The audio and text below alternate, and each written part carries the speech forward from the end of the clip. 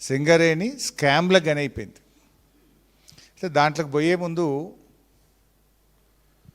అసలు సింగరేణిని కేసీఆర్ గారు ఆనాడు చంద్రబాబు నాయుడు వారసత్వ ఉద్యోగాలు తొలగిస్తే దాన్ని పునరుద్ధరించి 19,000 మందికి వారసత్వ ఉద్యోగాలు ఇప్పించి మళ్ళీ జీవం పోసింది మన కేసీఆర్, మన బీఆర్ఎస్. కానీ జరుగుతున్నది ఏంది? వారసత్వ ఉద్యోగాల మీద ఎంక్వైరీ వేస్తాం, వీలైతే గోల్డెన్ షేక్ హ్యాండ్ పథకం తెచ్చి ఉన్న ఉద్యోగాల నుంచి తొలగిస్తాం. ఇది కాంగ్రెస్ వైఖరి. ఉద్యోగాలు ఇచ్చుడు బీఆర్ఎస్, ఉన్న ఉద్యోగాలు తొలగించడం కాంగ్రెస్ వైఖరి. వీళ్ళు వచ్చినాక 2 మెడికల్ బోర్డులు పెడితే ఓ దాంట్లో 5 వచ్చినట్టున్నారు, ఓ దాంట్లో 23 మంది వచ్చినారు. అంతా అన్ఫిట్ చేసింది ఓసారి 5, ఓసారి 23, మిగతాదంతా ఫిట్ అంటున్నారు. ఓసారి మా రాజిరెడ్డి గారు, ఈశ్వరన్న, మేము సింగరేణి భవన్ పోయి మొత్తం బైపాస్ సర్జరీ అయిన వాళ్ళు, పక్షవాతం వచ్చిన వాళ్ళు, చేతుల సంచి పట్టుకొని మూత్రం రాకపోతే సంచి పట్టుకొని నడిచేటోళ్ళని కూడా ఫిట్ ఉంది, నువ్వు పని చేయమంటే వాళ్ళందరినీ తీసుకుపోయి సీఎండీని కలిసి చాలా గట్టిగా వాళ్ళ పక్షాన కొట్లాడిన సందర్భం కూడా మీకు తెలుసు. కానీ పరిస్థితి ఏమైపోయిందంటే వాళ్ళు సింగరేణిని కాపాడాలనో సింగరేణి భవిష్యత్తు బాగుండాలనే ఆలోచన లేరు. ఇక మేము మళ్ళా గెలిచేది లేదు, అందిన కాడికి దోచుకోవాలనేటువంటి ధోరణిలో ఇలా కాంగ్రెస్ ప్రభుత్వం పనిచేస్తుంది. ముఖ్యంగా ఈరోజు సింగరేణిలో కొన్ని విషయాలు చూస్తే ఏం జరుగుతూ ఉంది. 9E బ్లాక్ది అయితే మీకు తెలుసు. ముఖ్యమంత్రి ఉప ముఖ్యమంత్రి మధ్య 9E బ్లాక్ పంచాయతీ లాస్ట్కు ఏదో ఉరుమురిగి విలేకరుల మీద పడ్డట్టు అది లాస్ట్కు కొంతమంది జర్నలిస్టులు అరెస్ట్ అయ్యేదాకా పోయి మంత్రులు బహిరంగంగా మా వాటా లేనిది, మా కాంట్రాక్ట్ లేనిదని మంత్రులు, ఉప ముఖ్యమంత్రి, ముఖ్యమంత్రులు 9E కోల్ బ్లాక్ విషయంలో ఏ రకంగా రోడ్డు మీద పడ్డారో కూడా మీరందరూ చూసినారు కాంగ్రెస్ ప్రభుత్వంలో. అయితే ఈరోజు పరిస్థితి ఏమైపోయిందంటే మీరు అసలు ఈ సింగరేణికి కాంగ్రెస్ ప్రభుత్వం అధికారంలో వచ్చిన తర్వాత డ్యూస్ అనేది అడ్డగోలుగా పెరుగుతూ పోతూ ఉన్నాయి. అసలు డ్యూస్ చెల్లించడం లేదు.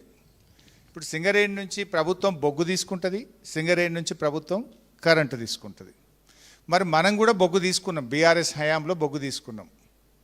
బీఆర్ఎస్ ప్రభుత్వం రాకముందే ఎంత డ్యూస్ ఉండే, బీఆర్ఎస్ రాకముందు ఎంత డ్యూస్ ఉండే, బీఆర్ఎస్ వచ్చినాక కోల్డ్ డ్యూస్ ఎంత పెరిగినాయి అనేది ఒకసారి మీరు గమనిస్తే మనం 2014లో అధికారంలోకి వచ్చే నాటికే సింగరేణికి రాష్ట్ర ప్రభుత్వం డ్యూస్ ఉన్నాయి, ఓ 2.5-3 వేల కోట్లు ఉన్నాయి. మనం 10 ఏళ్ళు గవర్నమెంట్లో ఉన్నాం. పాతయి 3,000, మన 10 ఏళ్ళు కలిపితే 7,000 కోట్లు సింగరేణికి డ్యూ ఉండే. ఏది టీఎస్ జెన్కో నుంచి బొగ్గుకు సింగరేణికి ఇవ్వాల్సిన డబ్బు 7,000 కోట్లు. అంటే పాతయి 3,000 ఉన్నాయి, మన ప్రభుత్వం రాకముందే 2-3 వేలు ఉంది. కొత్తగా మన హయాంలో ఎంత డ్యూ ఉన్నట్టు 4,000 కోట్లు. ఈరోజు ఎంత ఉందో తెలుసా మీకు? 21,000 కోట్లు. ఇది బొగ్గుది మాట్లాడుతున్నాం.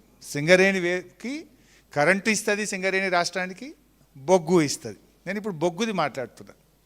టీఎస్ జెన్కోకి ఇచ్చిన బొగ్గు మనం దిగిపోయే నాటికి రాష్ట్ర ప్రభుత్వ డ్యూస్ 7,000 కోట్లు.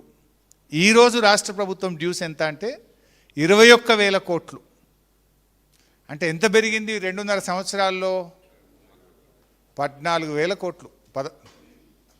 14,000 కోట్లు పెరిగింది. 7 నుంచి 21.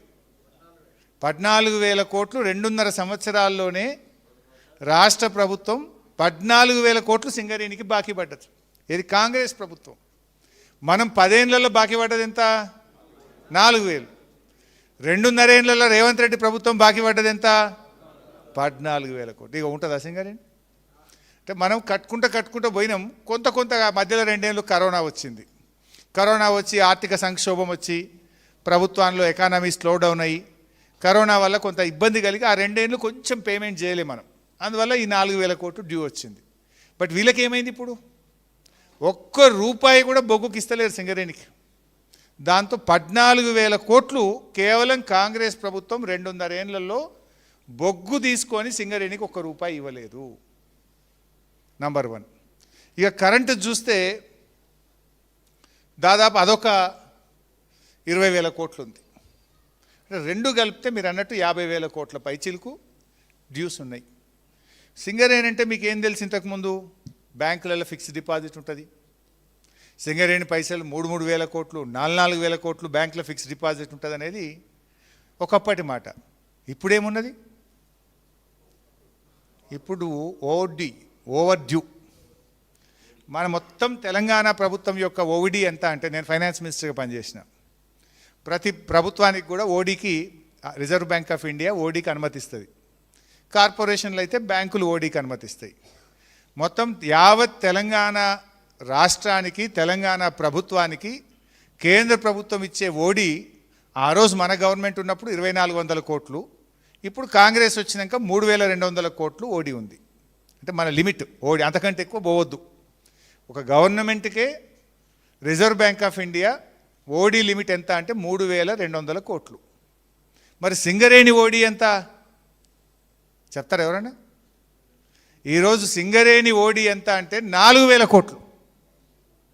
రాష్ట్ర ప్రభుత్వ ఓడి కంటే సింగరేణి ఓడి ఎక్కువ. ఒకప్పుడు బీఆర్ఎస్ ప్రభుత్వం ఉన్నప్పుడు సింగరేణిలో 3,000 కోట్ల ఫిక్స్డ్ డిపాజిట్ ఉంటుండే. కాంగ్రెస్ వచ్చినాక ఫిక్స్డ్ డిపాజిట్ పోయింది, 4,000 కోట్ల ఓడీలకు పోయింది. ఇప్పుడు మీకు జీతాలు రావాలంటే బ్యాంకు వాళ్ళ దగ్గరికి పోయి అప్పులు తెస్తే, ఓడీ తెస్తే, బతిన్లాడితే నెలకు జీతం పడుతుంది. ఈరోజు ఇంకా 4 రోజులు పోతే దాని పరిస్థితి ఏందో కూడా అర్థం కాని స్థితికి సింగరేణి పోతా ఉంది ఈరోజు. ఇది కార్మికులు అర్థం చేసుకోవాలి. మరి ఏమవుతుంది? ఎందుకు ఇట్లా అవుతా ఉంది? ఓడీకి ఎందుకు పోయింది? ఫిక్స్డ్ డిపాజిట్లు ఉండాల్సిన సింగరేణి ఓడీకి ఎందుకు పోయింది? ఈ 2.5 ఏళ్లనే కాంగ్రెస్ ఏం చేసింది అంటే చాలా లోతైనటువంటి విషయాలు ఉన్నాయి, డిస్కస్ చేద్దాం మళ్ళోసారి. కానీ కొంత బ్రాడ్గా ఇవాళ చెప్పేటువంటి ప్రయత్నం చేస్తా. ఇంకొక ఇంపార్టెంట్ విషయం కూడా మీరు బాగా వినాలి. ఇంట్లో కొంతమంది ఎవరైనా ఆఫీస్ స్టాఫ్ కూడా ఉండొచ్చు. మీరు సింగరేణి వెబ్సైట్లో పోతే ఏం చెప్తున్నారంటే 40 లక్షల మెట్రిక్ టన్నుల బొగ్గు మన దగ్గర ఈ వేరియస్ పాయింట్స్లో స్టాక్ ఉంది అని చూపిస్తున్నారు. 40 లక్షల మెట్రిక్ టన్నుల బొగ్గు ఉత్పత్తి చేసినాము. డిమాండ్ లేకపోవడం వల్ల ఒక్కొక్క బొగ్గుబాయి మీద ఇంత స్టాక్ ఉన్నది అని సింగరేణి అఫీషియల్ వెబ్సైట్లో చూపిస్తుంది. 40 లక్షల మెట్రిక్ టన్నుల బొగ్గు. ఎంత? మందమర్రి బొగ్గుబాయి మీద 7,20,000 మెట్రిక్ టన్నుల బొగ్గు స్టాక్ ఉందట. ఉన్నారా మందమర్రి వాళ్ళు? ఇది సింగరేణి వెబ్సైట్లో చూడండి, అఫీషియల్ వెబ్సైట్లో సింగరేణిలో మందమర్రి బొగ్గుబాయి దగ్గర 7,20,000 మెట్రిక్ టన్నుల బొగ్గు స్టాక్ ఉంది. ఎస్ఆర్పి అంటే మన శ్రీరాంపూర్ బొగ్గుబాయి దగ్గర 8 లక్షల మెట్రిక్ టన్నుల బొగ్గు స్టాక్ ఉన్నది. RG1 6 లక్షల మెట్రిక్ టన్నుల బొగ్గు స్టాక్ ఉంది. RG3 బాయి మీద 4 లక్షల మెట్రిక్ టన్నుల బొగ్గు స్టాక్ ఉన్నది. BHPL భద్రాద్రి భూపాలపల్లి బొగ్గుబాయి మీద మా రమణన్న పోయి చూడాలి రేపు, కార్మికులను తోలుకొని పోయి 5,40,000 మెట్రిక్ టన్నుల బొగ్గు స్టాక్ ఉంది. అరే మరి సింగరేణి అఫీషియల్ వెబ్సైటు ఇంకని చాలా గమ్మత్ చెప్తా వినండి. YLD ఇల్లెందు బొగ్గుబాయి మీద 3,50,000 బొగ్గు స్టాక్ ఉన్నది. SPL సత్తుపల్లి మీద 2 లక్షల స్టాక్ ఉన్నది. మొత్తం కలిపితే ఈరోజు సింగరేణి అధికారిక లెక్కల ప్రకారం సింగరేణి ఆన్లైన్ వెబ్సైట్లో వాళ్ళు చెప్తున్నది 40 లక్షల మెట్రిక్ టన్నుల బొగ్గు ఉత్పత్తి చేసి బాయిల మీద స్టాక్ ఉన్నది అని చెప్పి సింగరేణి చూపిస్తున్నది. ఉత్తగా చూపించుడు కాదు, ఈ 40 లక్షల మెట్రిక్ టన్నుల మీద ఆదాయం వచ్చింది మాకు టన్నుకు 4,200 రూపాయలు ఉంటుంది కదా. 4,200 రూపాయల చొప్పున ఈ 40 లక్షల మెట్రిక్ టన్నులకు లెక్కగట్టి మాకు ఇంత ప్రాఫిట్ వచ్చిందని ఇన్కమ్ ట్యాక్స్ కట్టిరు. దీని మీద కేంద్ర ప్రభుత్వానికి డివిడెండ్ కట్టిండ్రు. దీని మీద రాష్ట్ర ప్రభుత్వానికి డివిడెండ్ ఇచ్చిండ్రు. దీని మీద కోల్ సెస్ కట్టిండ్రు. దీని మీద DMFT కింద ఇస్తాం కదా, డిఎంఎఫ్టి సిఎస్ఏ డబ్బులు కూడా ఇచ్చిండ్రు. మరి ఇప్పుడు ఎటువై బొగ్గు మరి? నేను ఉత్తగా చెప్తాను, దిస్ ఈజ్ అఫీషియల్ రికార్డ్. 40 లక్షల మెట్రిక్ టన్నుల బొగ్గు తీసినాము, బాయిల మీద ఉన్నది. ఈ బొగ్గు మీద ఇన్కమ్ ట్యాక్స్ కట్టిండ్రు, కేంద్ర రాష్ట్ర ప్రభుత్వాలకు డివిడెండ్ ఇచ్చిండ్రు, కోల్ సెస్ కట్టిండ్రు, అదేవిధంగా డిఎంఎఫ్టి కూడా ఇచ్చిండ్రు. అంటే ఇది కొత్త రూల్ తెచ్చింది కాంగ్రెస్. బొగ్గు తీయంగానే లెక్క తీస్తురుగా ప్రాఫిట్. అంటే మేము ఇన్ని వేల కోట్ల ప్రాఫిట్ వచ్చింది ఈసారి సింగరేణికి, ఇక మా అంత తీసి మార్కాన్ గాడు లేడు అని చెప్పి మేము ఇంత బొగ్గు ఉత్పత్తి చేసినాం ఈసారి అని చెప్పిండ్రు.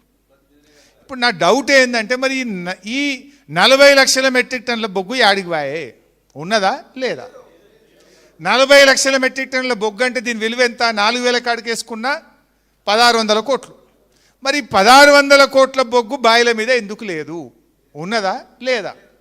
మరి లేకపోతే యాడికి పోయింది? ఎవడు తిన్నాడు? ఈ పైసలు ఎవరి జేబులకు పోయింది? మరి ఎట్లా చూపించింది 1,600 కోట్ల బొగ్గు ఉన్నదని? ఈ కార్మికులు రేపు నేను ఈ అఫీషియల్ డౌన్లోడ్ చేసి కూడా ఇస్తా మీకు, మీరు తీసుకోండి. నేను ఈ పేపర్ కూడా ఇస్తా.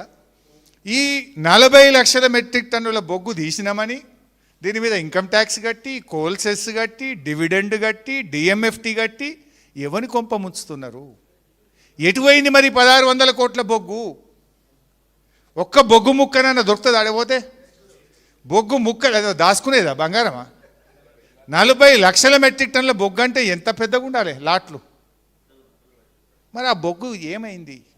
ఇది ఈరోజు టీజీబీకేఎస్ ప్రశ్నించాలి. ఏమైంది? ఆ 1,600 కోట్ల రూపాయల విలువ కలిగిన 40 లక్షల మెట్రిక్ టన్నుల బొగ్గు బాయిల మీద ఉన్నదని నేను బాయి వైజ్ చెప్పిన మీకు. మరి బొగ్గు ఉన్నదా లేదా? ఎక్కడుంది బొగ్గు? ఏమైంది? ఎవడమ్ముకున్నాడు? మరి దీని మీద ఇన్కమ్ ట్యాక్స్ ఎందుకు కడితిరి? అసలు తీసిండ్రా తీయలేదా? తీసుకొని ఏమైనా ప్రైవేట్లు అమ్ముకున్నారా? తీయకుండానే తీసినట్టు చూపించిండ్రా? లేదు ఇది ఎవరికైనా అమ్ముకున్నారా? మరి 1,600 కోట్లు ఎవరి జేబులకు వాయే? తీయని బొగ్గుకి ఎవడన్నా ఇన్కమ్ ట్యాక్స్ కడతాడా? అంటే తీసినట్టున్నారు. తీస్తే మరి ఏమైంది బొగ్గు? మరి ఎవరికి అమ్ముకున్నారు? సీక్రెట్గా అమ్ముకున్నారా? సాట్కి అమ్ముకున్నారా? ఈ 1,600 కోట్ల బొగ్గు ఎక్కడున్నది అనేది ఎలబెత్తి తీయాల్సిన అవసరం ఉంది. ఇది ఇప్పుడు నేను బొగ్గు బాయి వైజ్ చెప్పిన మీకు, ఇంకా డీటెయిల్డ్గా అన్ని బొగ్గు బాయిల స్టాక్ వివరాలు కూడా ఇస్తా. మీరు రేపటి నుంచి దీన్ని పోయి తీయండి, మీ జీఎంలను అడగండి. బొగ్గు బాయికో జీఎం ఉంటాడు కదా. మందమరి బొగ్గు బాయి దగ్గర 7,20,000 మెట్రిక్ టన్నుల బొగ్గు ఉన్నట్టు జీఎంఏ చూపిస్తాడు వెబ్సైట్లో. మరి 700 పని జీఎంను పట్టుకొని పోండి, తీయాలి కదా అన్న. ఒక డివిజన్కి ఒక జీఎం ఉంటాడు కదా, ఈ బాయికి ఒక జీఎం ఉంటాడు కదా. రేపు మీరు పోవాలి, ఆర్జీవన్ రామగుండం వాళ్ళంతా పోయి 6 లక్షల మెట్రిక్ టన్నుల బొగ్గు స్టాక్ ఉందని నువ్వు చూపిస్తున్నావా లేదా? ఉన్నది. మరి ఆడుంది చూపి. మరి ఏడిపోయింది బొగ్గు? ఆ పైసలు ఎవరు తిరిగినాడు? ఈ స్కామ్ తీయాలన్నా వద్దా? This is number 1. ఇక నెంబర్ 2, మనం అప్పుడు